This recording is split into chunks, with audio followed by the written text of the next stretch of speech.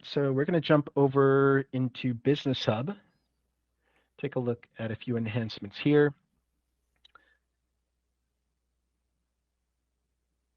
All right, one of them is the ability to, so we added some additional levels for per page count. I think previously we had just, I think it was 15, 15, 30, and 50. We added a few more different options. And really what we want to mention here is that while we added options to go up to 60, the higher you go in page count, the longer it may take to load a specific page. So just be mindful, you can certainly go up to 60 or you can keep it at a lower number. It's just important to be aware of the impact that may have on load times. Another improvement we made here, for a long time, the open orders list searched for all orders essentially. It kind of made the open orders tab the same as the all orders tab. You could search in open orders and find closed orders, which caused a lot of confusion. We received many support requests saying, this order is showing up open even though it's already closed, and it was actually already closed. It's just that they were searching specifically for that order number and the system was returning it. So for new accounts, we now turn that behavior off. The open orders tab will show only open orders. And for our existing members, if you want that new behavior, you have to come in here into the admin under quote order and invoice settings and turn off this option, include closed quotes and orders when searching under the open tab. All right, so that's gonna, I think, remove a lot of the confusion when you're searching by creating separation between each of these separate tabs, so that when you're searching under open, you see just results that are actually open orders. All right, another thing to cover here is so the system has the ability to go in and set coloring of your order rows based on their due date. And this is a really frequently used option. I see it a lot on different accounts that we're supporting.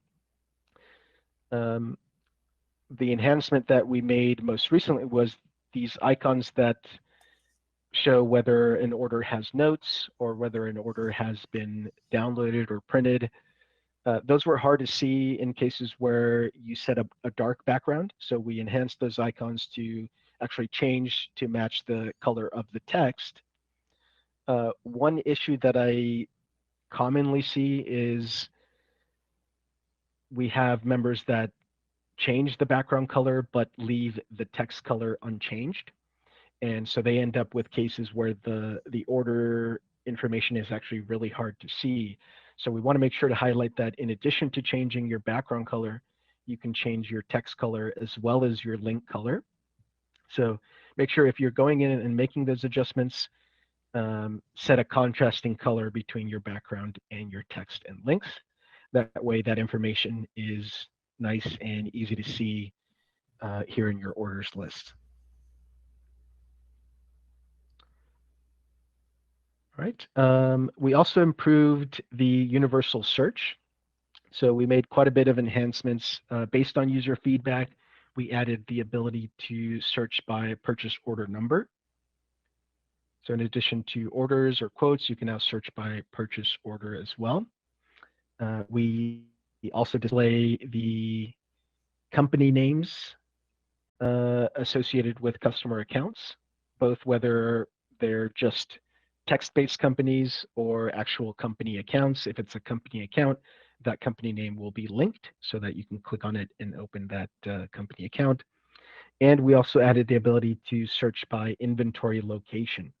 So when you're setting inventory on hand, we have the ability to specify the quantity that you have on hand, as well as a location. So you could say, it's in bin 4 or it's in shelf 5, whatever the case is.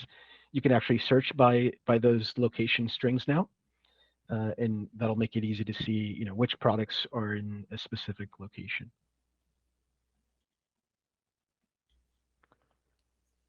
All right.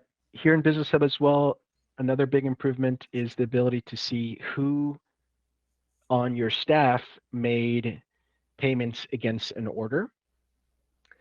So under the Payments tab, if a staff team member is going in and saying add payment and they're recording, let's say, a check, the system shows that payment as having been made by the customer because they're the ones that are the paying entity. But the system didn't used to list who on your staff actually recorded that payment, who made the action to apply that payment. And that led to quite a bit of support requests, essentially trying to investigate how did this happen, how was this order mark paid, who did it. And so this enhancement here addresses those concerns. You now have great visibility into who's making those actions against order payments.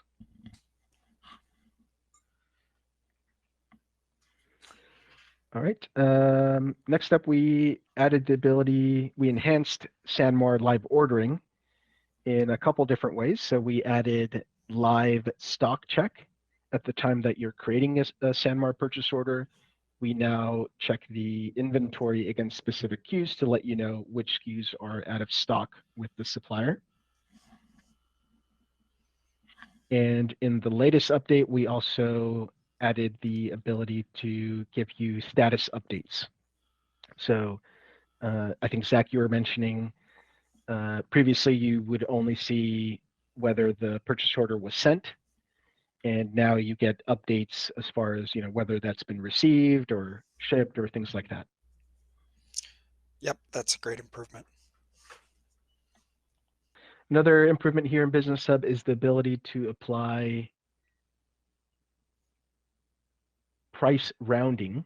So price rounding has been a feature of web stores, the ability to round to a specific cents or dollar amount, and we also have that ability to drop the price to 0.99. That really only affected web store. If you were creating an order in the Business Hub, the pricing would differ.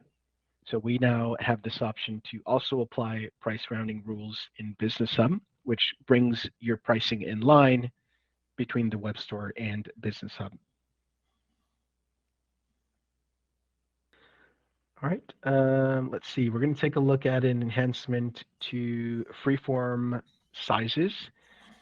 For our existing members, our longtime members, this is going to be really beneficial. If you've been with DecoNetwork for a long time, you've been using Freeform products for a long time, those list of sizes that are associated with Freeform products may have gotten out of hand over the years as you've created products. We haven't had a great way to manage those Freeform product sizes. We now have a dedicated page under the admin sizes list to manage reusable Freeform product sizes. So if you need to clean up your Freeform products, Freeform product sizes, you can come into this dedicated page and remove any which may be redundant that you're no longer using. So you can really kind of clean house, and that should make it easier to work with Freeform products. The size list that you'll see should be you should be able to reduce that down to just the sizes that you're working with now. All right, we're going to take a look at an enhancement to Dropbox Sync. So Dropbox Sync, I think, is used, Zach, you'll probably know more about this, but by our licensees doing DTF transfers. I think that's probably one of the more common use cases. And so for DTF, in cases where the end user has already prepared their artwork and sized it to the size of the sheet, it's already essentially ready for output. The design tool isn't the best use case for that type of situation, right?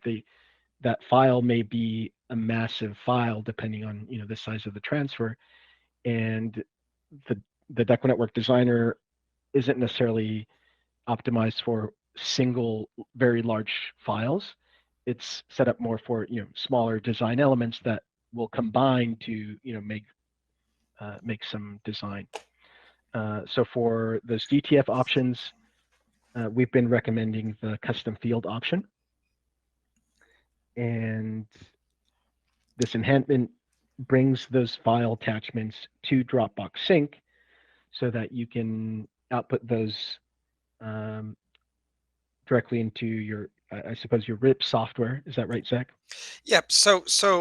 And Chris, even more so than a sheet that's already been uploaded as a gang, I see this. Let's say in a given day, I get 50 one-off orders, and I'm going to DTF all of them. Well, I got to go into each order sometimes, download the artwork, nest it or gang it onto a sheet, then send it to the printer.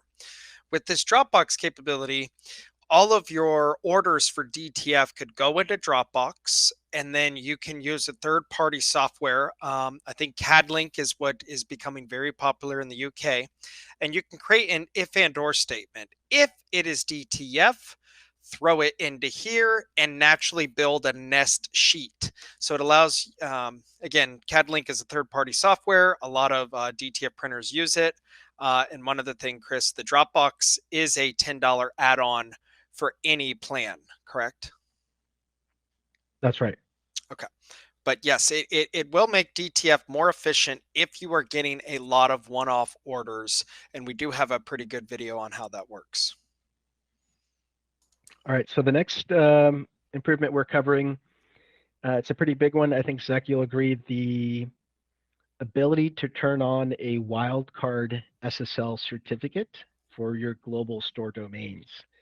I think you can definitely give some feedback as far as how it's been in the past and how much easier this new enhancement makes it to deploy global store domains that are always SSL secured.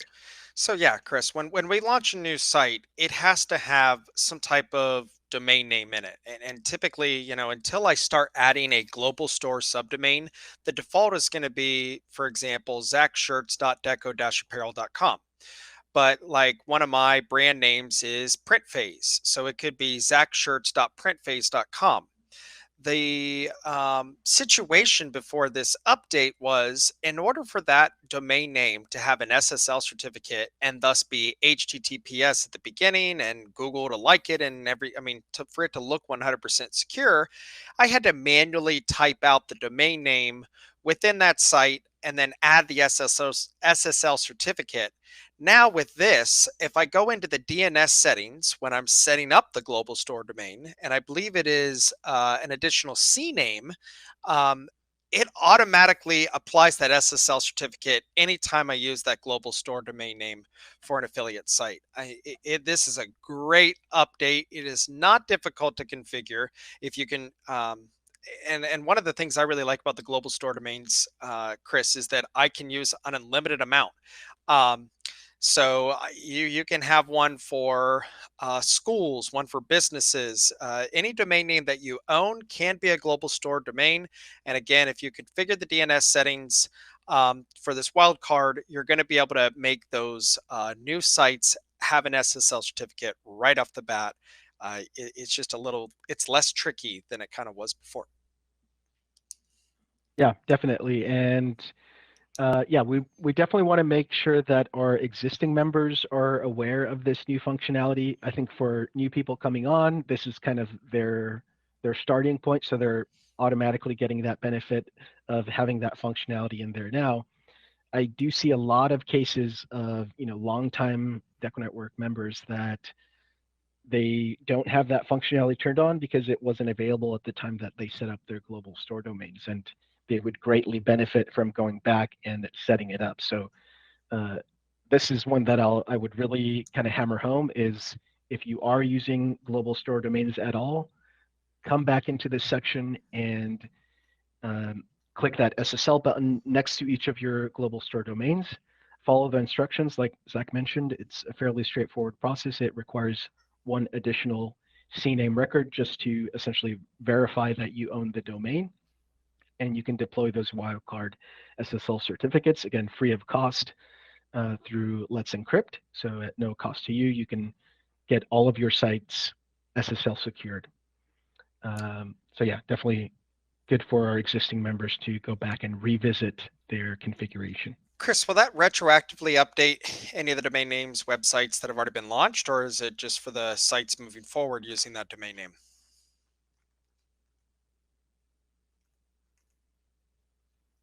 Uh-oh, I stumped him. Or Sorry maybe. about that. I went on on mute, whereas I wanted to go the other way. But yeah, it would apply retroactively. So yeah, if you have sites that are using a global store domain and are currently showing as non-secure, again, just doing that one step in global store domains will address all of the stores. That's great.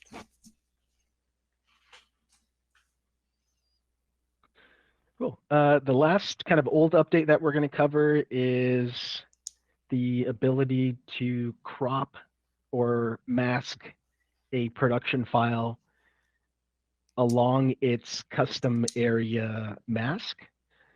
Zach, I think you're pretty Yep. familiar with this, kind of came from your end. Yep. So, especially sublimation, or really any product that has a full bleed. Uh, let's let's take a plaque that may be a circle. If the customer uploads artwork, you typically don't upload a circle design if it's going to be a photo. I mean, this is very common with photos for a full bleed.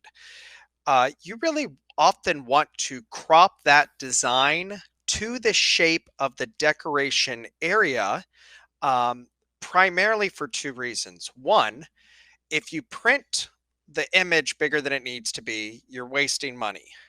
Secondly, when the image is cropped to the product view and it's a full bleed, it's a lot easier to align up the print on the product.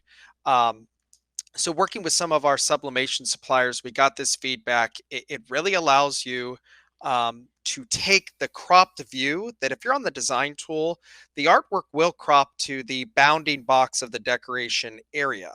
Now we've taken it a step further that when you're in Business Hub and you go to download the artwork, you have the option to download the artwork at that cropped view, which just again makes it a lot easier to line up, and it's going to save you money because you're not printing uh, more than you need to.